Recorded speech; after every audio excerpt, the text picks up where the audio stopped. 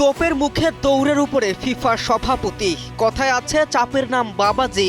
বিশ্বকাপ বিক্রয় পরিকল্পনায় জল ঢেলে দিয়ে জিয়ান্নি ইনফান্তিনোকে পিছু করতে বাধ্য করলেন উয়েফা সহ অন্য ফুটবল সংগঠনগুলো। ভেস্তে গেল ভদ্রলোকের পরিকল্পনা। ফুটবল বিশ্বে বড় ধরনের বিতর্কের জন্ম দেয়া বিশ্বকাপের বাণিজ্যিক সত্ত্ব বিক্রয় পরিকল্পনা থেকে আপাতত সরে দাঁড়িয়েছে ফিফা। সদস্য দেশগুলোর তীব্র আপত্তি, সমালোচনা এবং সম্ভাব্য বয়কটের মুখে শেষ পর্যন্ত নিজের অবস্থান পরিবর্তন করেছেন ফিফার সভাপতি জিয়ান্নি ইনফান্তিনো।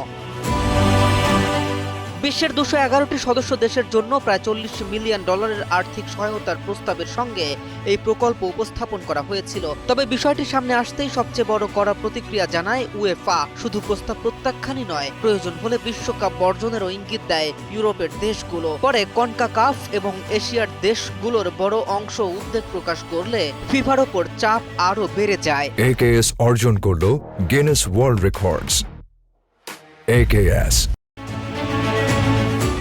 শেষ পর্যন্ত এক বিবৃতিতে ইনফান্তিনো জানান, সদস্যদের মধ্যে বিভক্তি তৈরি করে এমন কোনো উদ্যোগ এগিয়ে নেওয়া হবে না। তার মতে, ফুটবলের স্বার্থে সবাইকে একসঙ্গে রাখাই এখন সবচেয়ে গুরুত্বপূর্ণ। তাই ব্যাপক ঐক্যমত ছাড়া এই প্রকল্প বাস্তবায়নের কোনো পরিকল্পনা নেই। এখন বিভিন্ন কনফেডারেশন ও সদস্য দেশের সঙ্গে নতুন করে আলোচনা শুরু করে পারস্পরিক আস্থা ফিরিয়ে আনতেই কাজ করবে ফিফা। কে রাফিন, নিউজ 24।